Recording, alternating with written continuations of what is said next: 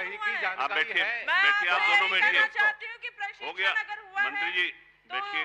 आवासीय प्रशिक्षण भी हुआ होगा। आप भी अब बैठ माननीय सभापति जाइए, जी, पूरा जवाब आ गया। पूरा जवाब नहीं आया है, लखेश्वर अधूरा वघेल। है, ये अधूरा जवाब है। ये किसानों के साथ छल किया जा रहा है, सीधी सी बात है, क्योंकि 2023-24 और अभी 24-25 में कोई प्रशिक्षण नहीं हुआ है। माननीय सभापति जी, श्री बघेल लखेश्वर।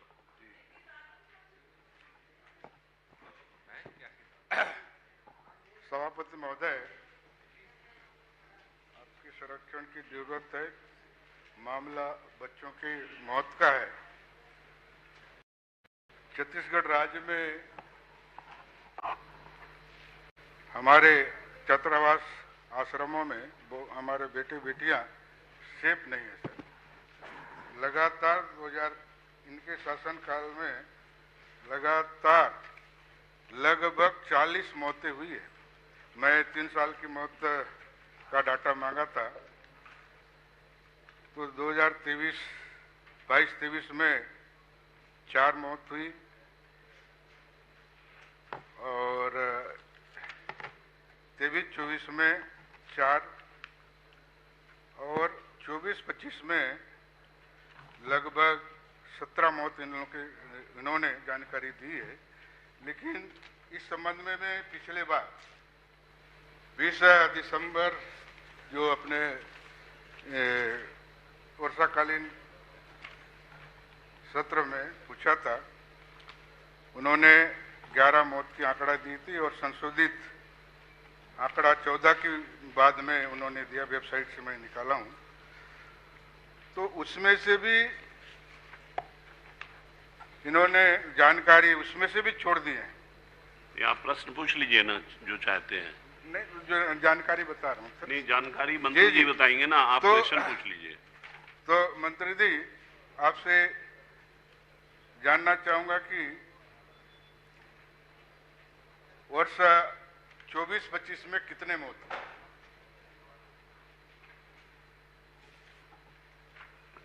माननीय सभापति महोदय, मैंने पूरी जानकारी दी हुई है और उस जानकारी का माननीय सदस्य अवलोकन करें और 2024-25 पे 2 मौतों की जानकारी है सभापति महोदय, 2 मौतों की। 24-25 में 2 ही मौत है।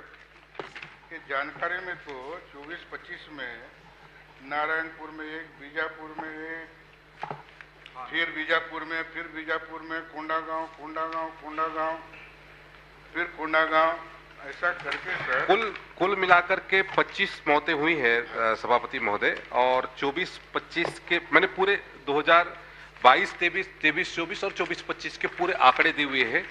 जो माननीय सदस्य जानना चाह रहे हैं उसकी पूरी विस्तृत तौर पे मैंने जानकारी दी हुई है और किन किन हॉस्टल पे कौन कौन से जिले में और किन किन कारणों से हमारे उन विद्यार्थियों की मौत हुई है उसकी पूरी विस्तृत तौर पे जानकारी दी हुई है। ये जो मैंने कहा कि 2 मौत हुई है 2024-25 की नहीं, बल्कि उसमें ज़्यादा मौतें हुई है। मैं उसकी पूरी एक्यूरेट जानकारी मैं आपको अलग से उपलब्ध करा दूंगा।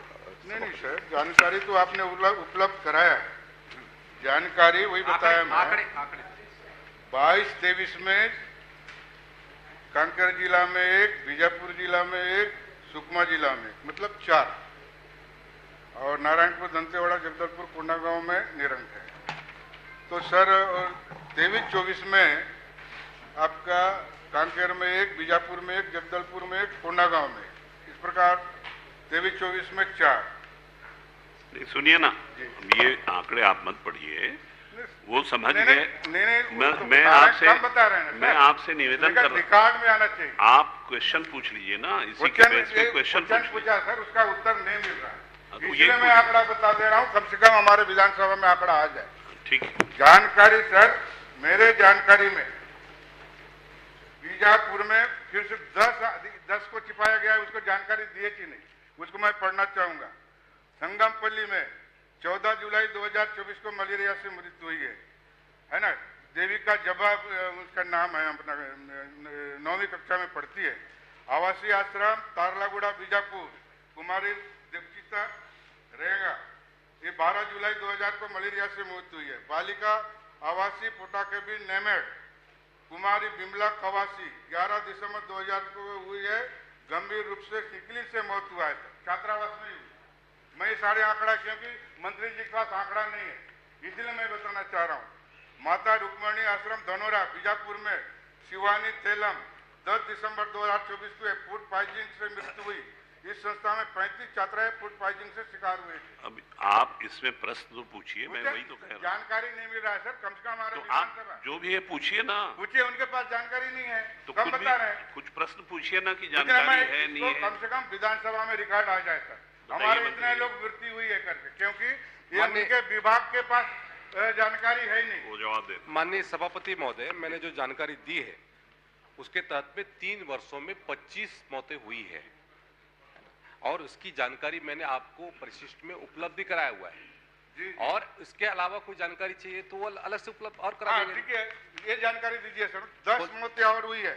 कौन सी? 10 मौतें और हुई है, उसकी जानकारी आपके परिशिष्ट में नहीं है ना? ये जानकारी दीजिएगा मेरे को। माननीय सभापति महोदय, काफी गंभीर बात है, सदन को माननीय सदस्य को पूछे, जानकारी गलत दे रहे हैं माननीय सभापति महोदय, और ये पहली बात नहीं है, कई बार ऐसी रिपोर्ट हो रहा है। विधानसभा में मैं उठाया था, 20 दिसंबर को आई थी और बार बार गलत पिछली बार जानकारी आंकड़ा गलत है सर। बोलने तो दीजिए। माननीय सभापति महोदय, माननीय सभापति महोदय, माननीय सदस्य ने ट्राइबल विभाग की जानकारी चाहिए और हमने ट्राइबल विभाग की जानकारी दी है। ये भी ट्राइबल है सर। पोटा केबिन कौन चलाता है? इसके पोटा केबिन एजुकेशन के माध्यम से चला जाता है जी, RMSA के माध्यम से होता है। जी जी, ठीक है। और कुछ पूछना है? नहीं, मैं पूछ रहा हूँ माननीय सभापति महोदय। नहीं पूछेंगे? नहीं पूछूंगा। हाँ पूछिए। तो पिछले बार सर ये गोलावंड में आपके विधानसभा के उसमें मृत्यु हुई थी, वो जानकारी इसमें आपका उपलब्ध नहीं कराया है।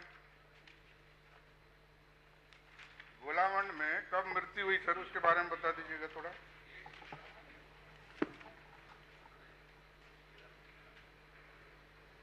ये माता रुक्मणी संस्था कौन चलाता है सर? ट्रैवल के अंदर में नहीं आता है क्या? बलक छात्रावास कोयाबेपुर में सुकमा में वही महत्व उसके कोई नहीं है। और कन्या आश्रम आवासी तारलागुड़ा में ये कौन चलाता है सर? 12 जुलाई को मौत हुई। बालिका आश्रम कोरा गाजीरास में बघेल साहब, नवंबर में हुई। बघेल साहब, आप सिर्फ अपनी जानकारी पढ़ रहे हैं, प्रश्न अगर पूछना हो तो आप पूछ लीजिए। मैं पूछ रहा हूँ सर, इन हाँ, लोग बोलते हैं कि हमारे जो हम लोग ट्राइबल का ही जानकारी दिए हैं, ये ट्राइबल में नहीं आता तो है क्या? पूछिए ना, उसी में प्रश्न पूछिए ना। पूछ रहा हूँ सर, ये कब कब हुई बता दीजिएगा आप। माननीय सदस्य ने ट्राइबल विभाग की जानकारी चाहिए और हमने ट्राइबल विभाग की पूरी जानकारी दी हुई है। चलिए ठीक है। यदि माननीय सदस्य को अन्य कोई जानकारी चाहिए होगी तो उसके लिए अलग से प्रक्रिया है, उस प्रक्रिया के तहत प्रश्न पूछे। ट्राइबल विभाग में नहीं आता है। कौन सा? धनोरा आश्रम। धनोरा आश्रम माता रुक्मणी वो ट्राइबल नहीं देख रेख नहीं करता है सर, अनुदान तो ट्राइबल देता है सर। ट्राइबल देता है लेकिन ट्राइबल विभाग उसको अनुदान देता है। जी, फिर भी उसके निर्देश आता है सर। ऐसा बोलेंगे तो कौन चलाता है? कौन चलाता है? देखिए, वो अभी भारत साधक मंत्री के रूप में यहाँ जवाब दे रहे हैं। नहीं सर, आपको जो सुनिए, कोई भी दे जवाबदारी के साथ जवाबदारी। ट्राइबल विभाग उनके पास 15 साल पिछले बार भी मुझे बोलने तो दीजिए, जी, मुझे तो बोलने दीजिए। वो बोल रहे हैं कि मैं जानकारी दे रहा हूं, अगर और आपको कोई जानकारी चाहिए तो वो आपको उपलब्ध करा देंगे। श्रीमती भावना वोरा। मेरा क्वेश्चन पूरा नहीं हुआ है। पिछले बार भी मंत्री जी बताए थे कि जो जो गलत जानकारी थे कार्रवाई करूंगा। पिछले समय का भी मैं सब निकाल लिया हूं सर। पूछिए ना। दिसंबर में ये सर पिछले 20 दिसंबर को आपने गलत जानकारी दी थी, अधिकारी के ऊपर कार्रवाई करूंगा करके आपका वक्तव्य है सर। क्या कार्रवाई की है अभी तक बता दीजिएगा। बताइए भाई।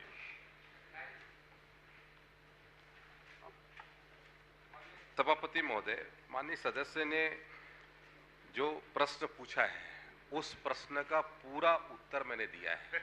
यदि कार्यवाही किसी अधिकारी पर बात है तो उसके लिए अलग से वो करे, तो उसके भी अपन उत्तर देंगे। जो गलत जानकारी दी, नहीं गलत जानकारी कौन से? बिल्कुल गलत जानकारी। ये पूरे मैं गलत जानकारी मैं लिख के दूंगा, 25 जो मैं लिख के दूंगा, पूरे लिख के दूंगा। अगर कोई कार्रवाई करेंगे क्या गलत जानकारी दी है तो? मैं बोल रहा हूँ, अगर कोई तथ्य आपके पास हो आप लिख के मंत्री जी को दे दीजिए, उसपे वो दिखवा लेंगे। नहीं सर, कार्रवाई करेंगे क्या किसी अधिकारी को और गलत जानकारी दी?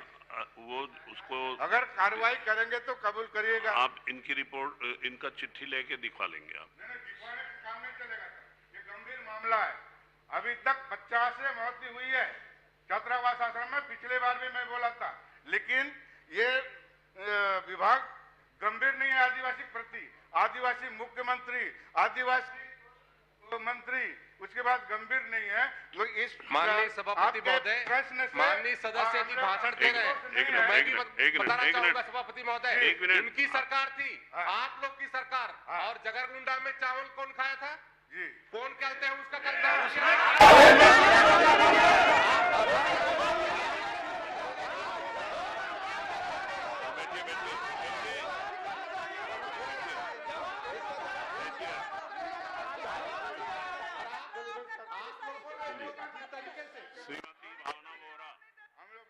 मंत्री जी बैठिए, मंत्री जी बैठ जाइए। हम लोग को धरना देना पड़ा सभापति महोदय। श्रीमती भावना बोहरा।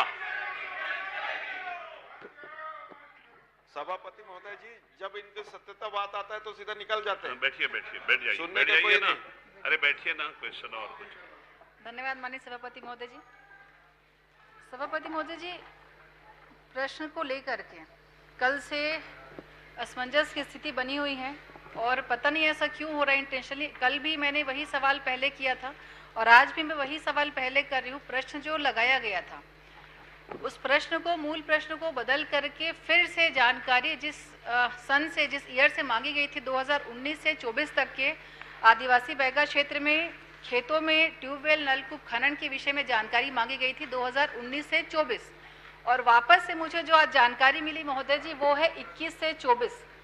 तो समझ नहीं आ रहा है कि शायद हम गलत क्वेश्चन कर रहे हैं या फिर विभाग ईयर चेंज करके जानकारी नहीं देना चाह रहा है, क्या कारण है? क्योंकि मेरा जो प्रश्न का उद्देश्य था वो सिर्फ यही था कि आदिवासी बैगा बाहुल्य जो क्षेत्र है, कृषक जो वहाँ के हैं, उनको खेती के लिए पानी मिल जाए।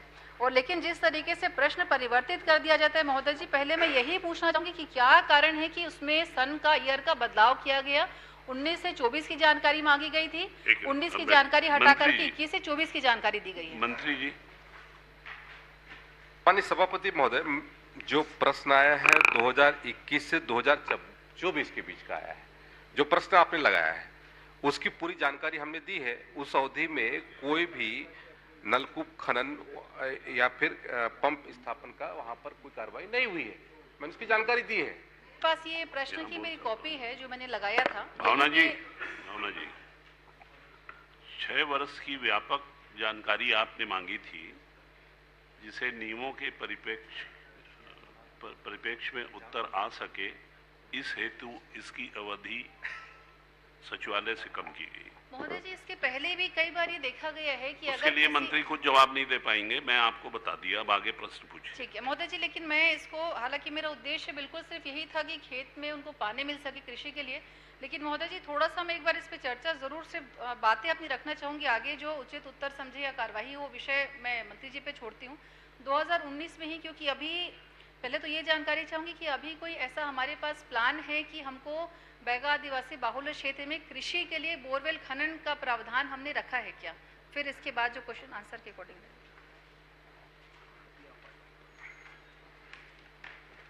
माननीय सभापति महोदय, माननीय सदस्य ने जो जानकारी मांगी थी मैंने उसका ही उत्तर दिया हुआ है, और अलग से वहाँ पर हमारे विशेष पिछड़ी जनजाति के भाइयों के लिए जो पीएम जनमन योजना के तहत में बहुत सारे कार्यक्रम चलते हैं, और उस योजना के तहत में हमारे उन विशेष पिछड़ी जनजातियों के उत्थान की दृष्टि से, उनके विकास की दृष्टि से, चाहे कृषि के क्षेत्र में हो, शिक्षा के क्षेत्र में हो, अधोसंरचना के निर्माण में लगातार हम काम करते हैं और योजना बनाकर काम करते हैं। और हमारा कोशिश रहता है कि उन वर्ग को ज़्यादा से ज़्यादा सुविधा का लाभ दिया जाए। तो हम योजना बना करके उसमें काम कर रहे हैं सभापति महोदय। माननीय सदस्य की कोई विशेष तौर पर किसी गांव का विषय हो या फिर कोई किसी क्षेत्र की बात है तो उसके संदर्भ में अवगत कराएंगे, तो उसके लिए अलग से योजना बनाएंगे। चिंता का मेरा विषय ये था और मैं इसमें कोई आगे प्रावधान भी चाह रही थी, क्योंकि 2019 के बाद में एक भी ट्यूबवेल खनन वहाँ पे नहीं हुआ है। पीएम जनमन योजना के तहत अभी हमको जानकारी उपलब्ध नहीं हुई है कि कितना सैंक्शन होना है। अगर वो जानकारी मिल जाए तो शायद सुविधा ज़्यादा हो जाएगी, क्योंकि कृषि पे ही निर्भर है आदिवासी वनांचल क्षेत्र, आप सब उसे जानते हैं। और दूसरा विषय महोदय जी, एक बार मैं संज्ञान में ज़रूर लेना चाहूँगी, 2019 का जो नलकूप खनन का जो वहाँ पे काम हुआ था बैगा आदिवासी क्षेत्र में, स्वीकृत हुआ था 93 नलकूप खनन 2019 में। और 93 नलकूप खनन में बहुत ज़्यादा धांधली हुई है। उसकी सारी रिपोर्ट्स अगर मंत्री जी चाहें तो मेरे पास उपलब्ध है, मैं आपको वो प्रोवाइड करा दूंगी। और उसमें महोदय जी स्थिति ये थी कि डायरेक्ट जो कंपनी जिनको बोर खनन का टेंडर मिला था उनके खाते में डायरेक्ट हिसाब से प्रति नलकूप खनन गया।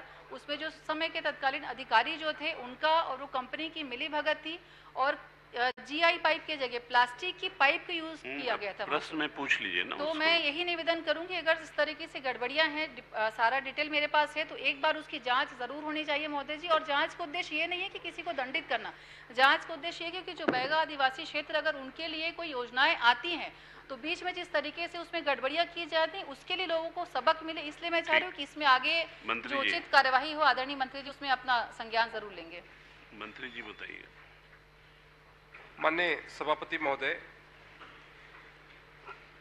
माननीय सदस्य ने जो जानकारी यहाँ पर उपलब्ध कराई है वो अलग से आप उपलब्ध करा दीजिए, उसके हम दिखवा लेंगे सभापति महोदय। ठीक। और बैगा के समाज के लिए हमारा ज़्यादा से ज़्यादा विकास के काम कैसे हो सके, इस पर सरकार की भी मंशा है, सरकार की इच्छा है कि उन क्षेत्रों में लगातार, चाहे माननीय हमारे देश के प्रधानमंत्री माननीय नरेंद्र मोदी जी की जनमन योजना हो, चाहे राज्य सरकार के माध्यम से हो, उन योजनाओं का हमको बेहतर तरीके से क्रियान्वयन। श्रीमती शकुंतला पोर्ते। धन्यवाद। शकुंतला पोर्ते। धन्यवाद सभापति महोदय। मेरा प्रश्न महिलाओं के हितों से संबंधित है। मैं वित्त मंत्री जी से महोदय जी से यह बताने की कृपा जानना चाहती हूँ कि प्रदेश में छत्तीसगढ़ विवाह का अनिवार्य पंजीयन नियम 2006 अंतर्गत विवाह पंजीयन के लिए अनिवार्य प्रपत्र कौन कौन से हैं?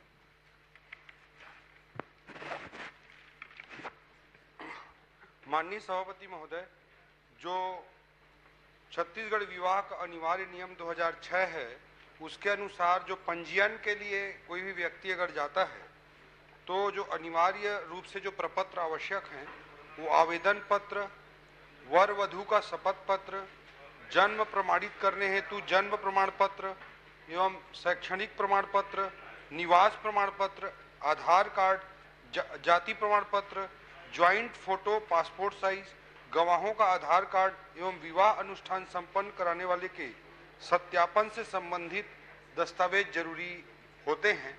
और इसमें ये प्रावधान इसलिए किए गए हैं क्योंकि कोई व्यक्ति बहु विवाह की ओर बिना उसके पूर्व पत्नी के जानकारी के ना बढ़ सके, इस तरह की स्थितियों को सुनिश्चित करने की दृष्टि से ये प्रावधान किए गए हैं। और कुछ पूछना है? माननीय मंत्री महोदय, जिला बलरामपुर में 2020-21 से 10-2025 तक प्रतिवर्ष कितने विवाहों का पंजीयन किया गया है? मैरिज सर्टिफिकेट एक कानूनी दस्तावेज है जो शादी की वैधता को प्रमाणित करता है, जैसे कि शकुंतला जी। हाँ, इसमें आपके पूरे प्रश्न का लिखित में उत्तर है, जितना वो बताए वो भी लिखा हुआ है, कितनी शादी हुई वो भी लिखा हुआ है। कोई और प्रॉब्लम हो तो आप पूछ लीजिए। जी सभापति महोदय, 100% विवाह पंजीयन हेतु सरकार द्वारा क्या प्रयास किए जा रहे हैं? क्योंकि अभी भी जहां तक मुझे ज्ञात है कि इसकी जागरूकता का पर्याप्त अभाव है। जैसा कि उत्तर में बताया गया है कि महिला बाल विकास द्वारा इस विषय में बहुत सारे कार्यक्रम आयोजित किए जाते हैं, लेकिन मैं जहां तक अभी तक हर कार्यक्रमों में उपस्थित रहती हूं, ऐसा कोई भी जागरूकता के लिए कुछ किया नहीं जा रहा है। तो मैं चाहती हूं कि ये महिलाओं के हित से संबंधित ये आपका विवाह पंजीयन जरूरी है, इसके लिए इसका पर्याप्त प्रचार प्रसार होना चाहिए। इस दिशा में माननीय मंत्री जी के द्वारा और क्या प्रयास किए जाएंगे, ये मैं जानना चाहती हूँ। मंत्री जी बता। माननीय सभापति महोदय, जो विवाह पंजीयन का जो नोडल डिपार्टमेंट है उसको लेकर के थोड़ा सा कंफ्यूजिंग सा और एक बड़ा ही मल्टी डिपार्टमेंटल टाइप का सिचुएशन क्रिएट हो गया है। और माननीय सदस्य ने ये प्रश्न पूछा है और उसके माध्यम से सदन में विषय उठा है, इसके लिए मैं उनको धन्यवाद भी देना चाहता हूँ, क्योंकि जन्म और मृत्यु का जो पंजीयन होता है वो तो योजना सांख्यिकी विभाग के माध्यम से किया जाता है और शहरी क्षेत्रों में उसका नोडल अर्बन डिपार्टमेंट होता है और ग्रामीण क्षेत्रों में नोडल उसका ग्राम पंचायत होता है। लेकिन विवाह के लिए जो नोडल डिपार्टमेंट है अभी गवर्नमेंट में, वो अनएक्सपेक्टेड ढंग से विधि विधायी विभाग बना हुआ है और विधि विधायी विभाग ग्रामीण क्षेत्रों में पंचायत विभाग के माध्यम से और शहरी क्षेत्रों में नगरीय निकायों के माध्यम से जानकारी कलेक्ट करता है। और उसमें भी ऑनलाइन पंजीयन की सुविधा नगरीय क्षेत्रों में तो है लेकिन ग्रामीण क्षेत्रों में नहीं है। तो इसको हम लोग डिपार्टमेंट वाइज सबसे पहले स्ट्रीमलाइन करने का प्रयास करेंगे, ताकि जन्म मृत्यु का पंजीयन योजना सांख्यिकी कर रहा है, उसकी बराबर मॉनिटरिंग होती है, सारा चीज होता है। लेकिन विवाह पंजीयन चूंकि विधि विधायी विभाग अर्बन रूरल एक खिचड़ी सा बन गया है, तो उस दिशा में भी हम उचित कदम शासन की ओर से उठाएंगे, ताकि जन्म और मृत्यु प्रमाण पत्र के लिए और पंजीयन के लिए जिस तरह से प्रयास होते हैं, एक ऑनलाइन सिस्टम बना हुआ है, उस तरह से विवाह के संबंध में भी सिस्टम डेवलप हो सके और उसमें जागरूकता के भी प्रयास करें। श्री किरण देव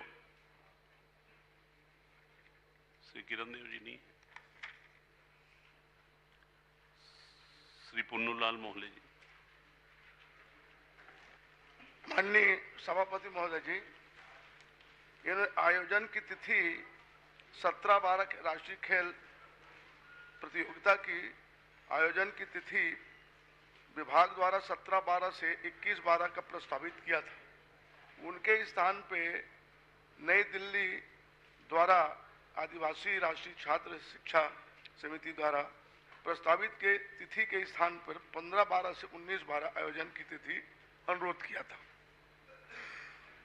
इसके बाद 15-12 और तिथि में 15-12 के स्थान पे इन्होंने 15-12 से 19-12 तक निर्धारित करने के लिए विभाग ने किया। ये 4 दिन में अंतर क्यों? आयोजन हुआ ही नहीं, दिल्ली ने तिथि निर्धारित कर दिया। आपको आप बता दें तिथि निर्धारित करने का समय।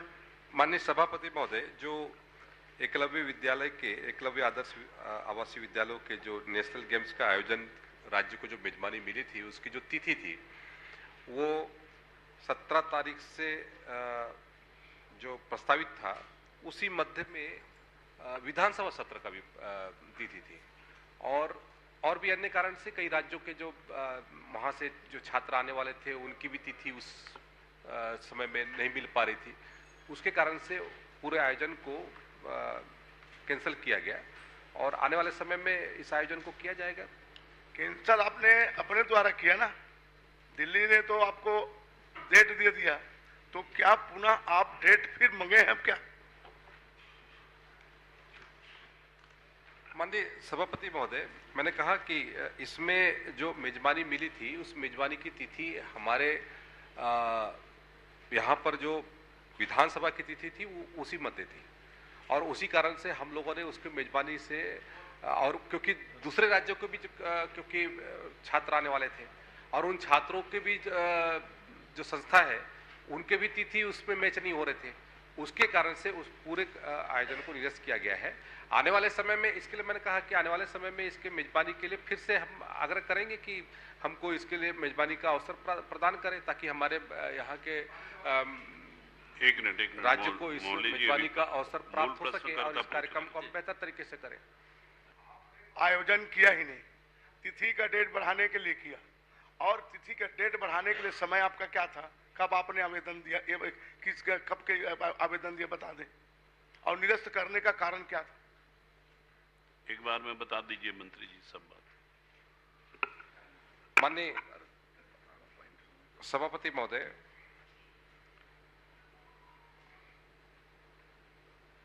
मैं इसकी तिथि की जानकारी माननीय सदस्यों को अलग से उपलब्ध करा दूंगा सभापति महोदय। यही तो प्रश्न है, यही प्रश्न है, तिथि जब मालूम नहीं है तो फिर कैंसिल कैसे हो? चलिए वो दे देंगे जानकारी आपको। मैं फिर बता रहा हूँ महोदय, यही तो बता रहा हूँ, सुन लीजिए। इसमें 17-12 वहाँ का डेट इनका था, अनुरोध किया है तो अनुरोध में 15-12 से 19/12 करने का निर्धारित हुआ, ठीक है, पर कैंसिल कब हुआ इसमें तो आपने लिखित में दिया, इसका उसको बात मैं पूछ रहा हूँ। लिखित में इसमें है, पत्र दिनांक इसमें है, नई दिल्ली के द्वारा पत्र दिनांक 6/12/24 को राष्ट्रीय खेल के लिए आयोजन निरस्त करने की सूचना मिल गई। इनको सूचना कब मिली? 6/12 को। अब इधर देखिए 15/12 से 19/12 तक तो आपका निर्धारित है डेट, तो ये निरस्त फिर पहले हुआ कि बाद में हुआ? डेट दोनों का अंतर बता दें। मंत्री जी बता दीजिएगा मोहले जी को। खेल का आयोजन ही नहीं हुआ, निरस्त पहले होगा। तो आप यहाँ पे डेट को देख लीजिए ना, मैं मेरा कहने का दूसरा बता दीजिए। वो निर्धारित डेट है 17/12/19 और 6/12 पहले से हो गए। बता रहे हैं माननीय सभापति महोदय, जो तिथि निर्धारित की गई थी वो तिथि की मैंने जानकारी आपको उपलब्ध करा दी है, और उसी मध्य में क्योंकि विधानसभा का सत्र भी था और उसके पहले बस्तर, हमारे सुन लीजिए, पहले बस्तर में हमारे कहते हैं केंद्रीय गृह मंत्री का उनका भी कार्यक्रम था, जो कहते हैं अपने 29/11 को उनकी उपस्थिति में बस्तर ओलंपिक का भी, उस कार्यक्रम का भी आयोजन किया था। ये जो पूरे डेट हमारे क्लैश हो रहे थे, उसके कारण से हम लोगों ने इसके संदर्भ में माननीय और जो आग्रह किया मंत्री कि जी इसके संदर्भ में और जो जानकारी चाहिए मोहले जी को दे देंगे। जी जी। माननीय सभापति महोदय, सभापति जी तुलेश्वर हीरा सिंह मरकाम, क्या क्वेश्चन है बता दिए। तुलेश्वर हीरा सिंह मरकाम लगा होगा उसको, लगेगा तो आप बात बैठिए, आप लोग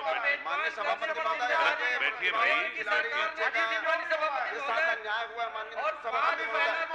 तुलेश्वर हीरा सिंह मरकाम। माननीय सभापति महोदय, मैं माननीय मंत्री जी से आपके माध्यम से जब प्रश्न है, माननीय आप इग्नोर मत कीजिए, मैं आपसे निवेदन कर रहा हूँ। ये डेट पहले 6/12 को निरस्त हुआ, 17/12 के तो आवेदन की तिथि है, इनको क्लियर करें ना, तो आवेदन कब दिए? मोहले जी आप चाहते क्या है ये पूछ लीजिए। मैं ये चाहता हूँ कि डेट 6/12 को या तो बताया कि निरस्त नहीं हुए, एक मैं ये कहना चाहता हूँ। 6/12 तिथि निर्धारित हुई, निरस्त कैसे हो? 17/12 को निर्धारित हुए और 6/12 को तिथि मतलब कैंसिल हो बता गए। दीजिए मंत्री जी, बैठिए तुलेश्वर जी थोड़ा सा। शादी हुआ ही नहीं, छठी मनाना चाहते। अरे बैठो ना, माननीय सभापति जी ऐसा है, ठीक बोल रहे हैं माननीय सभापति महोदय, मैंने अपने उत्तर में ही इस बात को कहा है कि इसमें अलग अलग तिथि पर इसकी पूरी कार्य रेखा बनी और उसके तहत में आग्रह किया गया। पहले तो मैं आपको जानकारी में फिर से मैं सिलसिलेवार बता देता हूं। विभागीय प्रमुख सचिव छत्तीसगढ़ शासन की अध्यक्षता में 20/11/2024 को छत्तीसगढ़ राज्य के विभिन्न खेल संघों की बैठक आयोजित की गई, जिसमें राष्ट्रीय खेल प्रतियोगिता के आयोजन के संबंध में विभिन्न खेल विधाओं से संबंधित आवश्यक सहयोग प्रदान करने हेतु अनुरोध किया गया। साथ ही प्रतिभागियों की आवासीय व्यवस्था सुनिश्चित किए जाने हेतु प्रतिष्ठित होटल प्रबंधक की बैठक आयोजित की गई। दिनांक 22/11/24 को राष्ट्रीय आदिवासी छात्र शिक्षा समिति नई दिल्ली एवं राज्य स्तरीय समिति एवं आयोजन से संबंधित जुड़े हुए अधिकारियों की बैठक आयोजित की गई। इस बैठक में यूआई के माध्यम से रुचि की अभिव्यक्ति जारी करने का निर्णय लिया गया।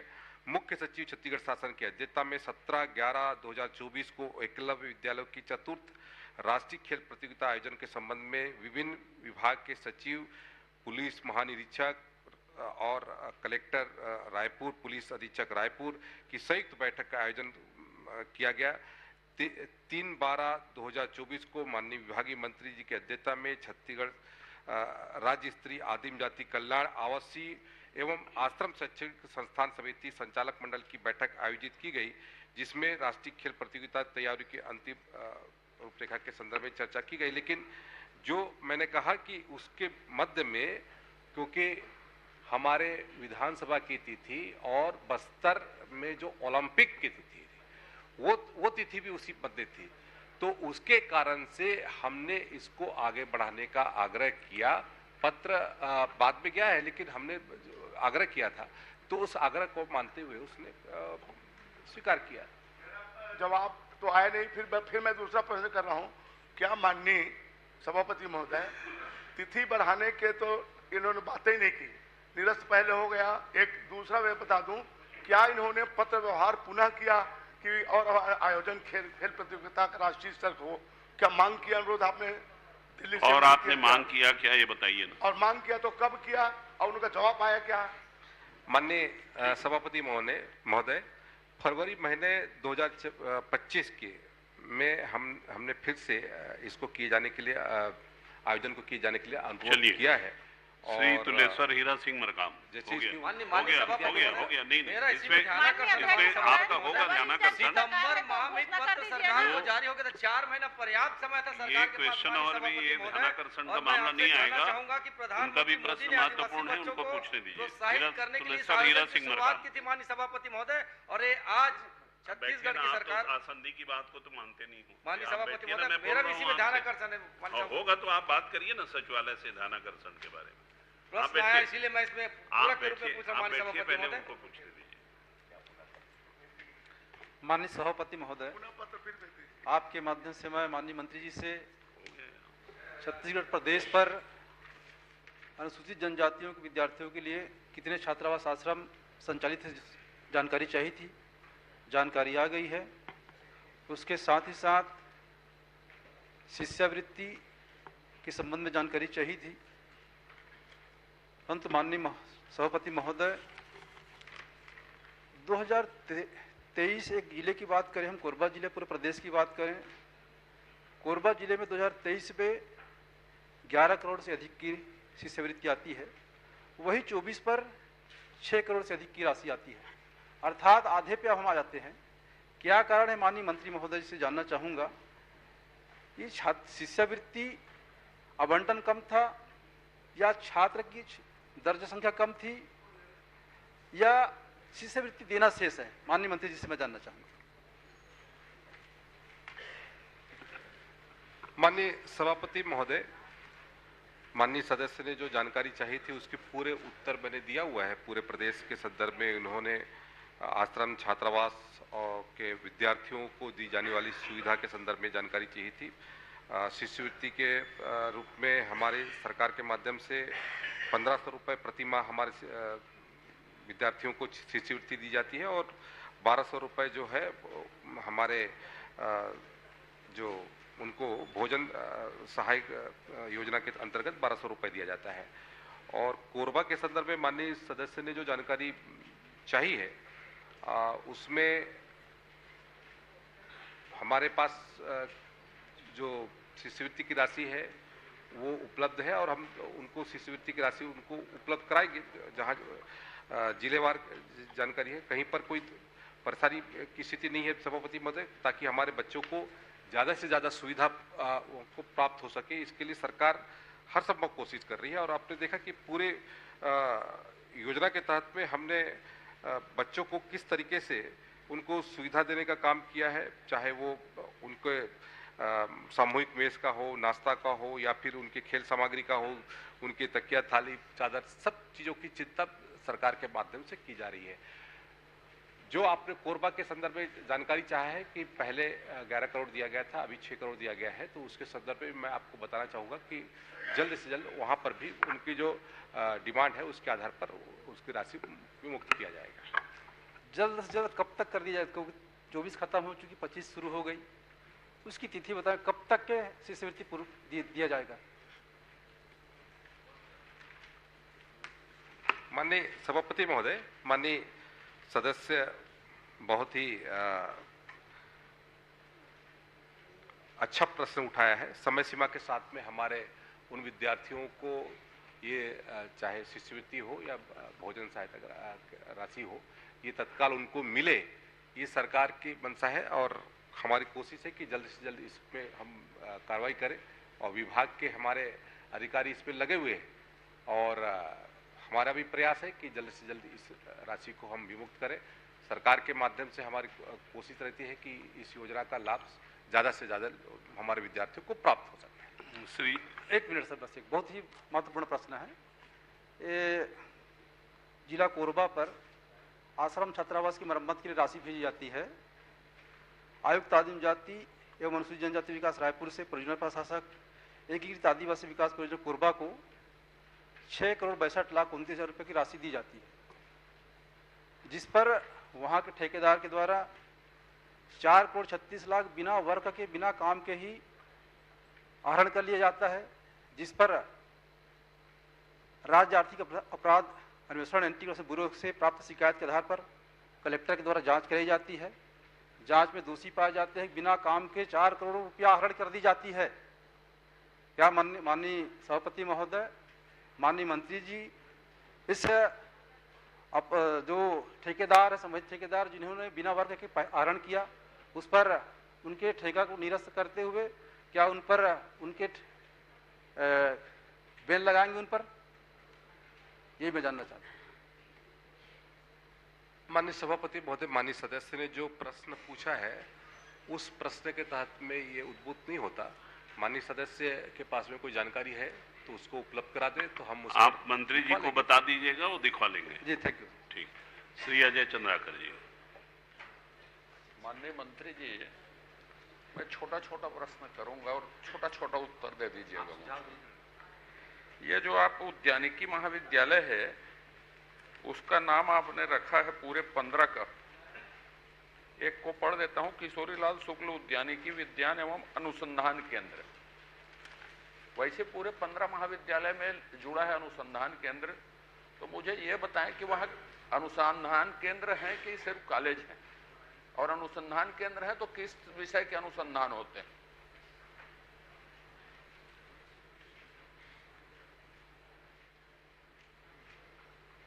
माननीय सभापति महोदय, माननीय सदस्य ने जो जानकारी चाहिए मैंने उसको पूरा उपलब्ध कराया है। और जो हमारे विश्वविद्यालय हैं उसके साथ में अनुसंधान केंद्र के लिए आपने पूछा है, भविष्य में हम अनुसंधान केंद्र के दृष्टि से भी हम काम करेंगे ताकि ज़्यादा से ज़्यादा हमारे भविष्य में बाद में जाएंगे ना। एकदम छोटा छोटा प्रश्न है, मैं फिर से दोहरा देता हूँ। माननीय सभापति महोदय, पढ़ा है उसको फिर से पढ़ देता हूँ। किशोरीलाल शुक्ल उद्यानिकी महाविद्यालय एवं अनुसंधान केंद्र राजनांदगांव। तो ये कॉलेज है कि कॉलेज और अनुसंधान केंद्र दोनों हैं? और यदि अनुसंधान केंद्र हैं, ये पूरे 15 महाविद्यालय में लिखे हैं ना, पूरे 15 महाविद्यालय में अनुसंधान केंद्र लिखे हैं, एक में नहीं लिखा।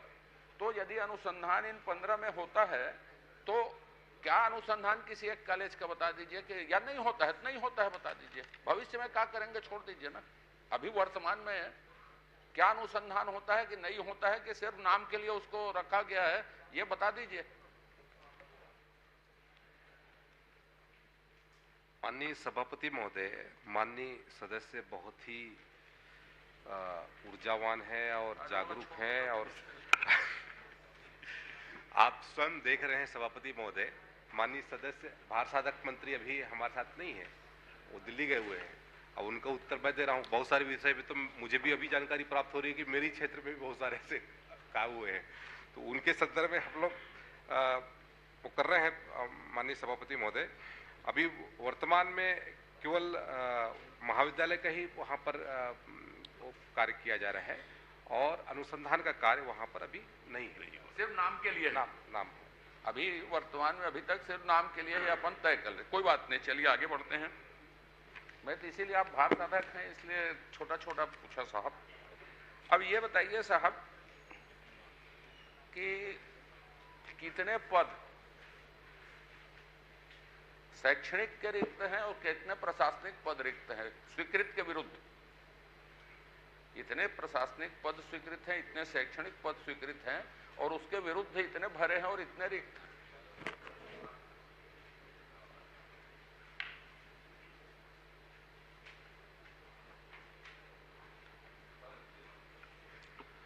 माननीय सभापति महोदय, जो हमारे 15 जो महाविद्यालय हैं उसमें स्वीकृत पद हैं 692 और भरे गए पद हैं 69 और रिक्त पद हैं 623। माननीय, मेरा एक छोटा छोटा ही करूंगा। 623 पद रिक्त है 15 कॉलेज में, 69 पद। अब यह अनुमान लगा लें साहब पढ़ाई क्या हो रही हो। यदि आप बोल सकते हैं इसके लिए कोई वैकल्पिक व्यवस्था की गई है पढ़ाई के लिए, या आप प्रतिपूर्ति करने जा रहे हैं, या भर्ती करने का कोई कार्यक्रम है? वर्तमान में कक्षाएं किस तरह से कैसे संचालित होती हैं और उसके लिए क्या इंतजाम किए गए हैं, ये बता दीजिए। फिर एक छोटा सा प्रश्न और करूंगा मैं बस। माननीय सभापति महोदय, पिछले 5 साल में केवल कॉलेज खोला गया और पदों की भर्ती के पूर्ति के लिए कोई कार्रवाई नहीं की गई। लेकिन अभी जो आपने पूछा है उसके तहत में हमारे इन संस्थाओं में 50 शिक्षकीय स्टाफ है जो रेगुलर हैं और गेस्ट टीचर के रूप में 41 कार्यरत है और पार्ट टाइम टीचर के रूप में 62 कार्यरत है। कुल लगभग 153 स्टाफ वहां पर कार्यरत है। मेरा एक अनुरोध है आपसे इस प्रश्न के माध्यम से, ये बहुत इम्पोर्टेंट है एग्रीकल्चर के लिए और खास तौर पे फसल चक्र परिवर्तन के लिए, और खास तौर पे धान में आप खेती कर रहे हैं उसके परिवर्तन के लिए। पार्ट टाइम है, अतिथि हैं, इसके हैं, उसके हैं। आपने जो जानकारी दी है साहब, जिस तारीख तक प्रश्न दिया है उस तारीख तक तो इसकी व्यवस्था नहीं थी, जिस तारीख तक का उत्तर दिया है। क्या इसकी भर्ती अभी 15 दिन में कर दी गई प्रश्न के बाद, जितना आप बता रहे हैं उसको? मुझे कम से कम ऐसा उत्तर तो विभाग से मत दिलवाइए।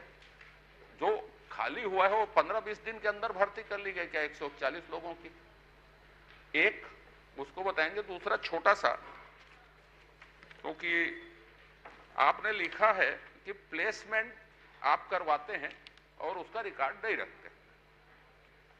आपने प्लेसमेंट एजेंसी जिस लेवल में भी खोली होगी, कॉलेज लेवल में, विश्वविद्यालय लेवल में, उस प्लेसमेंट एजेंसी में कितने लोग हैं, कौन कौन स्तर के लोग हैं, उसका नाम पता बता दीजिए मुझको। सभापति महोदय, माननीय सदस्य ने जो जानकारी चाहिए उसके अलग से एक बार उपलब्ध करा दी। प्लेसमेंट एजेंसी के संदर्भ में मैं उसकी भी जानकारी आपको उपलब्ध करा दूंगा। ठीक, तो उसको बता दीजिए ना। और उसके साथ साथ जो आपने कहा कि लगभग भर्ती के लिए हमने 181 पदों के लिए विज्ञापन जारी किया है और 38 जो सहायक प्राध्यापक भर्ती की प्रक्रिया पूर्ण की गई है। लेकिन कुछ जो उस पे भर्ती के उस पर कुछ प्रक्रिया में कुछ शिकायत प्राप्त हुई और राज्यपाल महोदय के यहाँ पर, और उसके माध्यम से जो सब जुडिशियल मामला होने के कारण से अभी वो भर्ती रुकी हुई है। आप आगे लेकिन बढ़ गए, आने वाले समय में इसको किया जाएगा जब आप बिल्कुल करेंगे। आप राज्यपाल जी का नाम लाए। विश्वविद्यालय में जो भर्ती हो रही उसमें शिकायत हुई है कि महाविद्यालयों के लिए भर्ती हो रही उसमें राज्यपाल महोदय के पास शिकायत हुई? जो मेरी जान, विश्वविद्यालय में कल मैंने उल्लेख किया था, विश्वविद्यालय में जो भर्ती हुई है कुरिल साहब के खिलाफ, उसमें शिकायत हुई है। विश्वविद्यालय में जो भर्ती हो रही है उसमें, कि कॉलेज की भर्तियों में भी राज्यपाल महोदय के पास शिकायत हुई है। क्योंकि जिस दिन प्रश्न लगा, जिस दिन उत्तर आप अलग से भी देंगे चलेगा, लेकिन बात सबको विश्वविद्यालय की बात है। विश्वविद्यालय की मैं पूछा हूं आपसे, महाविद्यालय की। महाविद्यालय में 15 दिन के अंदर यह डेवलपमेंट है क्या? क्योंकि आपने उत्तर दिया है उसमें तो आप ही ने स्वीकार किया कि 623 पद खाली है, सिर्फ 69 भरे, तो शैक्षणिक काम तो वहां नहीं हो रहा। यदि प्रश्नाधीन अवधि में कोई भर्ती आपने की है, इसी दौरान आपने अतिथि शिक्षक की उसकी व्यवस्था की क्या, ये बता दीजिए। क्योंकि ये जानकारी गलत दे रहे हैं मेरे हिसाब से, और ऐसी जानकारी में आपको कार्रवाई करनी चाहिए। 20 दिन में ये डेवलपमेंट नहीं हो सकता। तो बाकी आपके ऊपर है, आप मुझे बता दें। मंत्री जी बता दीजिए फिर।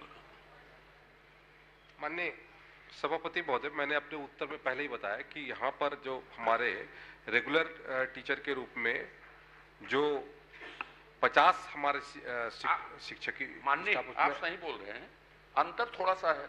मेरे को जो आपने उत्तर दिया उसमें आपने 623 रिक्त बताया है जी।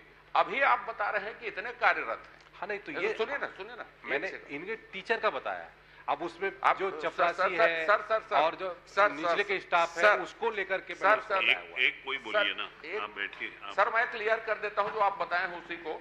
शैक्षणिक पद 249, 195 रिक्त, 54 भरे हुए शैक्षणिक पद में। ड्राइवर चपरासी को घटा दीजिए। चलिए, मैं भी आपसे सहमत हूं। मैं इतना जानना चाहता हूं और बता देंगे, बाद में बता देंगे तो भी चलेगा कि मुझे जिस दिन उत्तर दिया गया रिक्त बताया गया। आप अभी प्रश्नाधीन अवधि के बाद इसी अवधि के दौरान आपने भर्ती की क्या? जो संख्या बता रहे हैं वो अंतर है उसमें। तो अभी भर्ती शुरू हुई क्या? प्रश्न किया उस दौरान, ये मैं जानना चाहता हूं। इतनी तेजी से कर रहे हैं तो बस, और कुछ नहीं।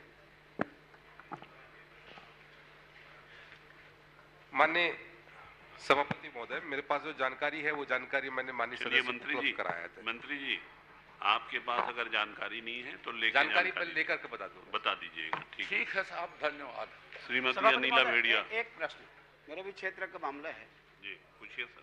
इसी में मंत्री जी, हालत गंभीर है, कुछ उत्तीर्ण भी हो गए हैं ना, ये दूसरा सत्र है और एक आदमी पढ़ा रहे हैं पूरे 100 से ऊपर 150-85 ऐसे छात्रों की संख्या है। इसलिए अजय जी ने पूछे, अतिथि शिक्षक या दूसरे शिक्षक के माध्यम से पढ़ा रहे हैं। अब यदि हम बात करेंगे दूसरे सत्र में आ गए, दूसरे सत्र में आने के बाद में केवल सिंगल टीचर है, यह अधिष्ठाता बोले या जो भी बोले एक सिंगल, तो इसकी सेटअप तो आपको बना हुआ है, उसकी वैकेंसी जारी करना है, नियुक्ति करनी है। दूसरे भवन के पैसे भी चले गए, भवन के पैसा भी आ गए हैं, भवन बनना शुरू नहीं हुआ है।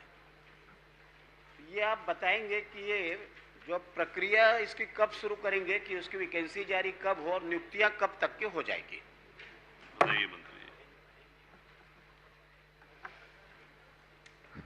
सम्मानीय सभापति महोदय, निश्चित समयावधि बताना इसमें संभव नहीं है सभापति महोदय, क्योंकि माननीय सदस्य ने इसमें निश्चित मतलब समयावधि पूछा है, लेकिन सरकार की मंशा है कि इसको हम जल्द से जल्द करें और जिस समय हम लोग आगे बढ़े हुए हैं और हमें उम्मीद है कि जल्द से जल्द इस प्रक्रिया को हम माननीय सभापति महोदय पूरा कराएंगे। जो एक सत्र है, अब हम मार्च में आ गए, इसके बाद अप्रैल है, आप 2 सत्र निकाल दिए, उसके बाद समयावधि नहीं बताएंगे, आखिर उन छात्रों का क्या होगा? इसलिए आप समयावधि 30 दिन का मत बताइए, लेकिन नेक्स्ट सेशन के पहले नियुक्तियां हो जाएंगी, ये तो सुनिश्चित करें ना। मैं माननीय मंत्री जी आपसे यही पूछना चाहता हूं कि आगामी सत्र के पहले ये नियुक्तियां हो जाएंगी या किसी भी प्रकार की आप व्यवस्था करेंगे क्या, यदि रेगुलर नियुक्ति नहीं हो रही तो? माननीय सभापति महोदय, मैंने अपने उत्तर में पहले ही बताया कि इसमें जो गेस्ट टीचर के रूप में लगभग 41 इसमें कार्यरत हैं और 62 अंशकालीन टीचर हैं। तो इस तरीके से वहाँ पर शिक्षा की व्यवस्था की गई है। पिछले 3 वर्षों तक वहाँ उसको देखने वाला नहीं था, लेकिन अभी सरकार आई और सरकार बनने के बाद इस दिशा में लगातार प्रयास हुआ है और हमें उम्मीद है कि आने वाले शिक्षा सत्र में हम इसकी पूर्ति करवा लेंगे सभापति महोदय। ठीक। श्रीमती अनिला भेड़िया। माननीय सभापति महोदय, मैं लॉ आयस्क लोडिंग अनलोडिंग और प्रदूषण पर्यावरण नियमों के बारे में माननीय मंत्री महोदय से जानकारी चाहिए थी। मैं माननीय मंत्री महोदय से जानकारी चाहती हूँ कि उस रोड से, मेरे विधानसभा के रोड से जितने भी माइंस है, चाहे आपके कच्चे माइंस हो, चाहे मेरे क्षेत्र के अंदर के जितने भी माइंस हो, जुल्की माइंस हो, सारे माइंस की गाड़ियाँ मेरे विधानसभा के रोड से होते हुए निकलती है और धड़कते से इतना स्पीड में, बिना ड्राइवर ट्रेनिंग के ड्राइवर रहते हैं उसमें, और आपके ओवरलोडिंग इतनी होती कि कई एक्सीडेंट हो रही हैं, सड़कों की हालत बेहाल हो गई है। तो माननीय मंत्री महोदय से मैं जानकारी चाहूँगी कि महामाया और कच्चे रोड के चौक में जो एक्सीडेंट हुई थी, तो उस एक्सीडेंट में अभी तक उनका कोई कार्रवाई भी नहीं हुआ है और कितने ओवरलोड ट्रकों के ऊपर कार्रवाई किया गया है, माननीय मंत्री महोदय से जानकारी चाहूँ। माननीय सभापति महोदय, जो सम्माननीय सदस्य ने बालोद में उनके विधानसभा क्षेत्र के अंतर्गत बात रखी है, इसमें 3 माइंस संचालित हैं लॉ आयस्क के, Messrs Rajhara mechanised mine steel authority of India limited, post Dalli Rajhara, जिला बालोद, दूसरा Messrs Mahamaya Dulki mines steel authority of India limited post Mahamaya जिला Balod, Messrs Delhi mechanised mine ये बालोद में 3 है, और एक लौह बेनिफिकेशन प्लांट है। ये 4 चल रहे हैं वहाँ पर। और जो डंपिंग होता है जिसको लेकर के ट्रक चलते हैं, वो डंपिंग के एसओपी फ्लाई एश की तरह। एक मिनट आप जी के ऊपर आपने कार्रवाई ये पूछ रही हैं कितने ये मैं ओवरलोडिंग आपसे ट्रकों जानकारी के ऊपर कार्रवाई किए हैं जी, बिना लाइसेंस के चला रहे हैं, कुछ किए हैं क्या, उसके बारे में बता दीजिए। जी उसने लंबे सभापति समय भी कम। सभापति महोदय, जो ओवरलोड गाड़ियां रहती हैं उस पर कार्रवाई करने का काम ट्रांसपोर्ट डिपार्टमेंट के माध्यम से किया जाता है। पर्यावरण विभाग ओवरलोडिंग पर कार्रवाई नहीं करता है। मैं उसको ट्रांसपोर्ट डिपार्टमेंट से ओवरलोडिंग पे जितने कार्रवाई हुए हैं उन सारी जानकारी माननीय सदस्य को उपलब्ध करा दूं। माननीय सभापति महोदय, जो एक्सीडेंट हो रहे हैं, जान माल की हानि हो रही है, उनके ऊपर कौन कार्रवाई करेगा? क्यों आप माइंस के ट्रक चल रही है तो ओवरलोड वहां से होके आ रहा है, तो माइंस जो चला रहे हैं उनके ऊपर कार्रवाई भी होनी चाहिए ना, तो गाड़ियां तो वहीं से निकलती है। आप पूछिए ना, जल्दी पूछ लीजिए। तो माननीय मंत्री महोदय से तो वही जानकारी, जो एक्सीडेंट हुआ है उनका भरण पोषण मुआवजा कब देंगे और क्यों देंगे? जो एक्सीडेंट की स्थितियां हैं, जो भी हुआ है घटना पिछले 5-7 सालों का दिखवा लूंगा मैं सदस्य महोदया से, ले भी लूंगा किस एक्सीडेंट की विशेष बात कर रहे हैं। उसमें जो नियम कानून के तहत जो भी उपलब्ध कराना है उसको निश्चित रूप से उपलब्ध कराया जाएगा। और पिछले सालों में कितनी कार्रवाइयां हुई हैं और अभी जो कार्रवाई हो रही है उनको भी उपलब्ध कराया जाएगा। और सम्मानीय सदस्य को ओवरलोडिंग पे जो भी विषय है उसको बता दें तो ट्रांसपोर्ट डिपार्टमेंट के माध्यम से आगे भी कार्रवाई करेंगे। माननीय सभापति महोदय, ड्राइवरों की ट्रेनिंग की भी व्यवस्था हो, बिना ट्रेनिंग के ड्राइवर उस गाड़ी में नहीं जाना चाहिए, भारी गाड़ियां। प्रश्नकाल समाप्त।